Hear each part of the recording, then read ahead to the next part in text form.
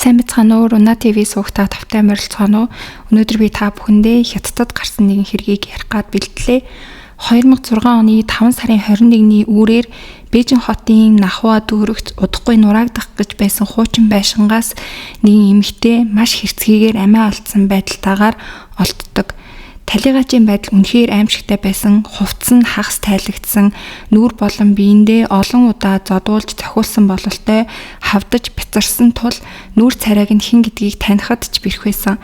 Түүнчлэн толгоон хэсэг болоод доод биед нь төлөгдөлтийн улмөр байсан.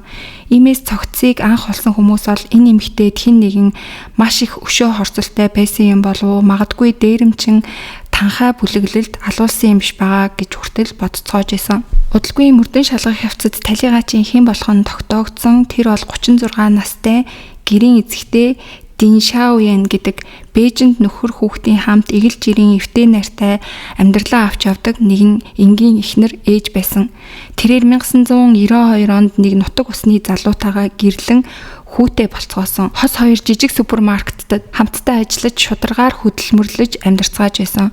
Хүү нь өсгийн хэрээр илүү их мөнгө олж хүүхдээ хотын боломжтой орчинд өсгөх хүсэлтэй болж 2000 онд Бээжин рүү нүүж ирцгээсэн.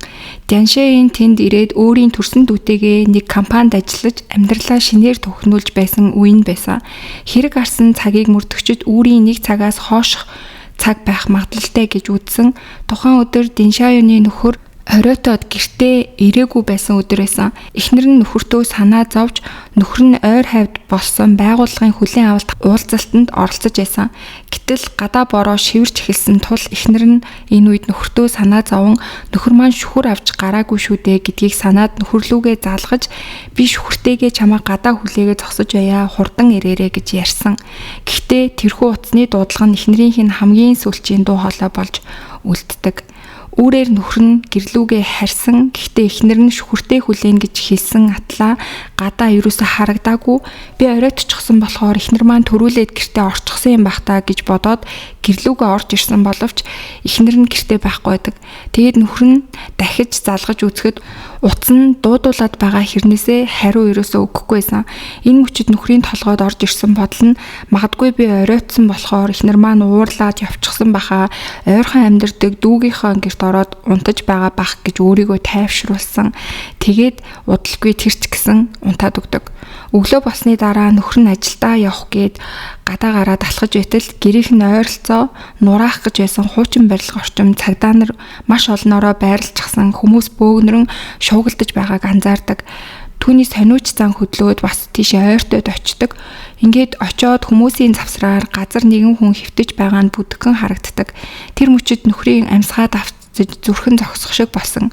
Учир нь тэнд хөвтөж байгаа хүний дүр төрх хэдийгээр тийм тод биш байсан ч гэсэндээ норсон байдал, өмссөн хувцас, биеийн хэмжээ гээд бүх зүйл нь эхнэртэй маш төстөө харагдсан. Тэр байдлыг хармагцаа нөхөр нь ухаангүй юм шиг хүмүүсийг түлхэн дайрч хэргийн газар руу орох гэж оролцсон боловч мөрдөн байцаагчид түүнийг оруулахгүйсэн. Нөхөр нь энэ миний эхнэр юм шиг байна. Би хараад үгүй гэж хэлээд зүтгэсэн.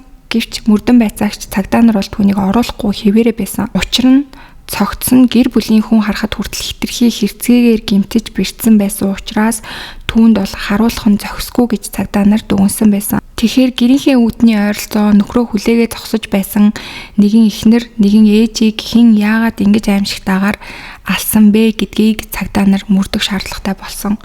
Энэ гэр бүл тэр өдрөөс хойш бүр мөсөн нурж унсан. 14 настай байсан хүн ээжигээ алдснаас хойш өдөр тутмын амьдралаа авч явахад маш хэцүү болж тэр аимшигтай цочрлын улмаас унших бичгтэй холбоотой хүндрэл үүсэж эхэлсэн.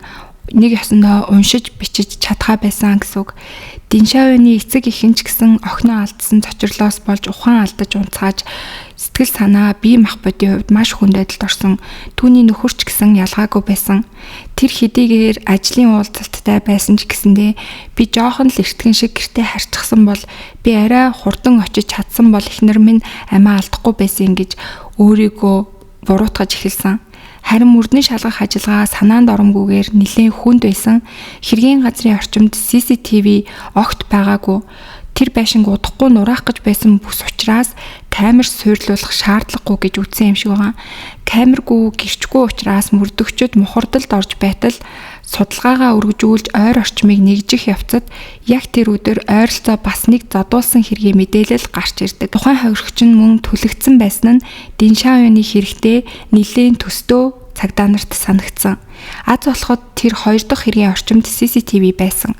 Цагдаа нар тэр этгээдийн үйлдэл байж магадгүй гэж сэжиглээд бичлэг дээрх хүмүүсийг анхааралтай ажиглахад нэг хүн биш 4 хүн байгаа нь харагддаг. 2 эрэгтэй, 2 эмэгтэй. Бүгдээрээ өсвөр насны хүүхдүүд. Тэднийг PC тоглоомын газраас цагдаа нар хайсны эцэст баривчилж чаддаг. Баривчлагдах үедээ тэд тоглоомоо тоглоо. Огт тоосон шинжгүй, хинэггүй сууж байсан. Цагдаа нарт баригдсныхаа дараа ч гэсэн тэдний царай дээр айсан эмээсэг гэмшил огт харагдаагүй. Цагдаа нар эхэндээ зөвхөн камер дээр бичигдсэн тэр задуулалтын хэрэгээр баривчилсан ч дараа нь ойр хавьд болсон Диншаоны аимшигт аллагын талаар давхар асууж эхэлдэг. Та нар энэ гэрийн эзэгтэйг алсан хэрэгтэй холбоотой юу гэд цагдаа нар асуусан чинь тэд нар ямар ч эргэлзээгүйгээр тийм ээ тэрч бас бидний хийсэн хэрэг гэж маш амархнаар хэрэгээ хүлээн зөвшөөрдөг. Ийм хурдан, ийм хөнгөнөөр зөвшөөрөхөд мөрдөгчд хүртэл цочирдсан. Тэгээд цагдаа нар та нар яагаад тийм зүйл хийсэн юм бэ гэж асуусан чинь тэдний нэг нь бид нар уйдсан бас хүний орилж хашгирж байгаа чимээг сонсоод сэтгэл маш их хөдөлсөн гэж хариулсан. Мөрдөн шалгах үйл ажиллагаа эхлэхэд анхандаа бол хүмүүс энэ хэргийг өшөө хонзонгийн сэдэлтэй хэрэг байж магадгүй маш харгас түүнээс өшөө авч байгаа юм шигээр амь насыг нь хохироосон байна гэж үзэжсэн. Гэтэл үнийг хэрэгтэй гэмт хэрэгтнүүд хохирогчийг таньдаг ч үгүй, холбооч үгүй зүгээр өсвөр насны хүүхдүүд байсан. Цагдаа нар тесэлгүй та нар шоронгоос айгаагүй мүү гэж тэднэр рүү уурладаг. Тэгэхэд тэдний хариулт нь бид чинь насанд хүрээгүй бага насны өсвөр насны хүүхдүүд штэ. Тэгэхээр юунаас айх үлээ дээ гэж хариулсан. Ингээд эдгээр 4 өсвөр насныхан хин болох нь тодорхой болдог. 2 эрэгтэй нь 17 настай ихэр ах トゥ Уда Лэй, Уда Шао гэдэг 2 залуу маш ядуу гэр бүлд төрж өссөн тул суур боловсралч бүрэн авч чадаагүй. Эцэг эх нь эрт салсан бөгөөд ах トゥ 2 аавтайгаа амьдардаг байсан. Гэтэл аав нь ажилдаа гэсэн шалтгаанаар гэртээ бараг ирдэггүй. Ирсэн ч түр унтаад хоолоо өөрсдөө хий, энэ жаахан мөнгийг өөрсдөө хоол ундтаа зохицуулаарай гэд баг зэрэг мөнгө үлдээгээд яваад өгдөг байсан. Үнэн дээр хүүхдүүдээ эцэг эх нь хүмүүжүүлээгүй өөрөө өөрсдөө нь л өсгүүлсэн гэсэн үг. Ийм өсөлтөөс болж ах トゥ 2 сургуулаасаа асуудалтай болж эцэст нь баг сах хулгай хийж мөнгө олдог болж эхэлсэн. Баривчлагдсан 2 охин нь тэдний найз бүсгүйчүүд байсан. Охид PC тоглоомын газарт танилцсан гэх бөгөөд нэг нь 19 настай Лина, нөгөө нь 18 настай Леон. Эдгээр 2 охин ч гэсэн мөн гэрээсээ цугцсан өсвөр насныхан байсан. Ихэр ах トゥ 2 найз бүсгүйгээ бүр гэртээ авчирч хамт амьдруулдаг. Аав нүунийг хараад ууралсан ч гэсэн хүүхдүүд нь бол тоогоогүй. Тиймээс аав нь зүгээр л та нар надтай таарлахгүй байхад болно гэх маягаар тэднийг хамт амьдрахыг нь бол эсэргүүцэж чадалгүй бууж өгсөн. Ингээд аав нь өдөр ажилдаа явсан үед хүүхдүүд гэртээ бөгнөрлөн харин аав нь орой гэртээ ирэх цаг болсны дараа тэд гадаа гарч сэлгүүцэж мөнгө олдох юм бол караоке, PC тоглоомын газар зэргүүдээр цагийг өнгөрөөдөг байсан. Гэхдээ мөнгөнд дуусмагт тэд дахин гудамжинд гарч мөнгө олох харгыг хайж эхэлцгээдэг. Тэгээд тэдний сонгосон зүйл нь бол дээрэн байсан. Шөнө оройн цагаар гудамжинд явж байгаа хүмүүсийг сүрдүүлж мөнгө олъё гэж тэд шийдцгээсэн. Хэрэг гарсан өдөр тэд эзгүй гудамжаар хисэж яваад нийт 5 хүн рүү дайрч зодож мөнгийг нь дээрэмдсэн байсан. Яг тэр хэрэг гарсан өдөр гэсэн үг. Тэдэнд энэ арга нь ашигтай санагдаж энэ арга чинь их ашигтай юм байна. Бид яагаад үүнийг өмнө нь мэдээгүй юм болоо 5 хүн баг байна. Дахиад хүмүүсийг дээрэмдий гэж ярилцгаасан байгаа. Тэгээд тэдний нүдэнд хамгийн амархан баймыг харагдсан хүн нь гудамжинд нөхрөө хүлээж зогсон Диншаоюн байсан. Диншаоюн 4 хүүхэд өөрийнх нь зүг ирж байгааг анзаарсан. Харахад нүүр царайнд л бол хүүхэд өсвөр насны сурагчцэг харагдсан учраас тэр нэг тоогоогүй юм шиг байгаа. Гэвч тэд гинт зам хааж түүнийг тойрч бүсэлж эхэлсэн. Диншаоюн гайхаж балмагдж байтал Лина гэд нэг найз охин нь санаандгүй юм шигээр түүн рүү дайрч ирээд мөргөөд хоёулаа газарт унчихдаг. Тэр мөчийг ашиглаад ихэр ах トゥ нэг болох Уда Лэй уурлан та яагаад манай найз бүсгүйг түлхээд унахчих вэ гэж түүн рүү хашгирч эхэлсэн. Үнэн дээр тэд өөрсдөө зориуд мөргөж унахсан байсан. Тэгэхэд Диншаоюн юу яриад байгаа юм бэ? Танаа найз охин чинь өөрөө унсан штэ гэж хэлсэн ч аль хэдийний зохиомод жүжиг эхэлсэн байсан тул энэ үг нь огт тус болоогүй. Уда Лэй гинт Диншаоюг алгадаж Олон юм ярих хэрэггүй мөнгөө гарга гэж сүрдүүлж эхэлсэн. 4 хүүхдэд бүслэгдсэн Диншаоён айж сандарсан тул яаран халаасаа авахж өөртөө байсан бага сага мөнгөө гаргаж өгсөн. Гэвч тэд ингээд л болоо юм уу гэж хэлээд удаа Лэй түүний биеийг нэгжиж эхэлсэн. Бүр утсыг нь хүртэл булааж авсан. Ингээд мөнгө болох юмаа авчихсан болохоор Диншаоён одоо өөрийг нь явуулах байх гэж магадгүй найдсан бах. Гэтэл тэд ингээд зогсоогүй. Ихэр ах トゥ модон саваа авч Диншаоёныг зүгээр л цохиж зодож эхэлсэн.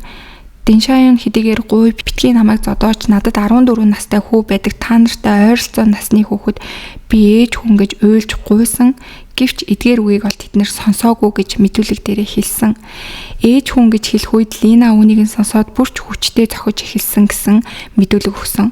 Өөрөөр хэлбэл ээж гэх үг тэдний нэгийнхэн дотор байсан шарах хорсол эвдэрсэн сэтгэл зүйг нь өдөөсөн юм шиг байгаа. Уур насаж улам илүү цохиж зодож эхэлсэн гэдгээ Лина дараа нь ярьсан.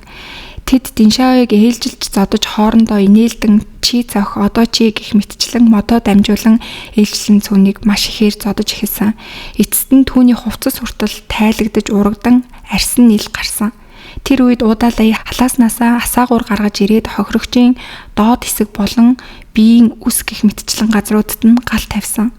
Диншаоён аимшигтайгаар орилж хашгирсан ч гэсэн тэд нар айгаагүй, ухраагүй, харин ч улам хэрцгий болж түүнийг зодсоор л байсан. Мэдүүлгийг сонсож явах явцдаа мөрдөгчдөд нэг асуулт гарч ирсэн. Ингэж аймаар чанга хашгирч орилж байхад яагаад ойр хавийнхын айлууд нь гарч ирж туслаагүй юм болов гэж бодсон. Тэг гэрч байгаагүй юм болов гэж бодсон боловч сүүлд бол гэрч байсан гэдг нь мөрдлөгийн явцад гарч ирсэн. Ойролцоох айлууд хохирогчийн туслаарай гэсэн хашгираан аимшигтай орилох дууг тодорхой сонссон боловч хинч гадагш гарч ирээгүй. Түүгээрч барахгүй хажуугаар нь машин хүртэл өнгөрсөн ч гэсэндээ ерөөсө зогсож түнд туслаагүй гэдг нь сүлд илэрсэн. Ингээд цаг хугацаа өнгөрөх тусам Диншаоёны орилон багсаж эцэстээ хөдөлгөөнгүй болсон. Тэр үед л дөрөн итгээд энэ хүн ухаан алдсан байх гэж бодсон гэж мэдүүлж байгаа. Тэгээд үлдсэн зүйлсийг нэгжиж авч болох юмаа хамж аваад тайвнаар явцгаасан. Мөрдөн байцаалтын үеэр тэд бид алах санаатай байгаагүй зүгээр л хитрхи хөөрөл тавтаад тэгж зодсон. Түүнийг ухаан алдсан л гэж бодсон гэж ярьцгааж байсан. Гэвч мөрдөн шалгалтаар тэд тэр өдөр Диншаоёнтэй нийлээд нийт 6 хүнийг хүчирхийлж зодсон гэдг нь тогтоогдсон. Эхний хохирогч нь хог цаас түүдэг өндөр настай эмэгтэй байсан бөгөөд түүний биед ч гэсэн гал тавьсан байсан. Тэд гал тавьж байгаа үйлдэлийгээ хүртэл хөгжилтэй байна гэж мэдэрч улам сэтгэл нь хөөрсөн гэж мэдүүлсэн. Ингээд сэтгэл зүйн хувьд бүрэн хөөрөлд автсан 4 өөр хүмүүсийг ч гэсэндээ зодож дээрэмдий гэж явж байгаа тэдний бас нэгэн хохирогчин Диншаоён төсгүй болсон байсан гэсэн үг. Хамгийн чигшмээр зүйл нь юу вэ гэхээр эдгээр өсвөр насны хүүхдүүд байцаалтын үед өөрсдийнхөө хийсэн зүйлийг тайлбарлахдаа хүртэл инээлдэж байсан. Тэдэнд бол ямар ч гэмшиг сэтгэл харагдаагүй. Ингээд мэдээж өсвөр насны эдгээр дөрвийн шүүх хурал болсон. Анхан шатны шүүх энэ хэргийг санаатай гэмтэл дээрэм зэрэг үндсэн зүйл ангиар авч үзсэн, гол буруутан гэж үзсэн Удаалайд 17 жилийн хорих ял, Уда Шаад 14 жилийн хорих ял оноосон. Лэйюнд 9 жилийн ялыг оноосон. Мэдээж хохирогчдын гэр бүл ялангуяа нөхөр нь энэ шийдвэрийг бол хүлээн зөвшөөрч чадаагүй. Учир нь тэдний үйлдэл дэндүү хэрцгий, дэндүү харгас зүгээр нэг дээрэм гэж харах боломжгүй гэмт хэрэг байсан учраас давж заалтах хүсэлт гаргасан. Давж заалтах шатны шүүх хурал гол буруутны нэг болох Удаалайн ялыг хилэлцэж үзээд шийдэглүүдийг хэвээр нь үлдээсэн. За тэгээ энэ хэрэг дээр болохоо Хятадын ард түмэн тэр өсвөр насны хүүхдүүдээс гадна эцэг эхийг нь бол маш их буруутгаж ийсэн. Гэвч хэрэгтнүүдийн эцэг эхчүүд бол биднийг уучлаарай. Манай хүүхдүүд маш ядуу орчинд хэцүү амьдрал төссөн. Тэдэнд боловсрал хүмүүжил хэрэгтэй гэх мэтээр хүмүүсээс ер нь бол өвшөөл гуйж ийсэн. Бас өрөвдүүлэх тийм зүйлсүүдийг ч гэсэн ярьж ийсэн. Ихэр ах дүүсийн аав ярилцлага өгтөө би ч бас хохирогчдын ар гэрт нөхөн төлбөр өгмөөр л байна. Гэхдээ одоо амьдрах мөнгө чалга хоол хувцаач авч дийлэхгүй байна. Миний хийж чадах зүйл бол чин сэтгэлээсээ уучлалт гуйхал байна гэж ярьцлага өгч исэн. Тэгээ ингээд шүүхийн эцсийн шийдвэр гарсан өдөр бол 2008 оны 1 сард гарсан. Харин өнөөдрийн байдлаар энэ хэрэг гараад 18 жил өнгөрсөн байна гэсэн үг. Тэгэхээр дөрөнгийн тэрэгтний дундаас бол дор хаяж хоёр нь аль хэдийн хорхилаа дуусгаад нийгэмд буцаж ирээд энгийн амьдралаар амьдарч байгаа гэсэн үг байгаа. Харин хохирогчийн гэр бүлийнхэн болоод нөхөр нь бол насан туршдаа эхнэрээ алдсан, охиноо алдсан, ээжийг алдсан сэтгэл зүйтэйгээр амьдарч байгаа гэдэг нь бол ойлгомжтой. За ингээд өнөөдрийн та бүхэнд бэлтгэж хүргэсэн хэрэг бол зүгээр л ёс зүйгүй, хүмүүжлгүй өснөөсөө болоод ямар ч гин буруугүй нөхрөө тосгоо зогсож байсан эмэгтэйг маш балмад харгас хэрцгийгээр хөнөөсөн өсвөр насны 4 хүүхдийн тухайлаа. Тэгээ эдний хувьд бол тухайн үедээ ерөөсөө гимссэн сэтгэл байгаагүй. Харин одоо бол яг гимшиж амьдардаггүй, юу хийж амьдардаг вэ гэдэг талаар нь бол мэдээлэл байхгүй юм байлээ. За ингээд өнөөдрийн хэрэг дээр та бүхэн бас өөр төрсэн сэтгэлээ комент хэсэгт бичиж үлдээгээрэй. Мөн сувг дээрээ лайк, subscribe дарахаа битгий мартаарай. Бүгдээрээ удахгүй дараагийнхаа дугаараар эргээд уулзцгаая.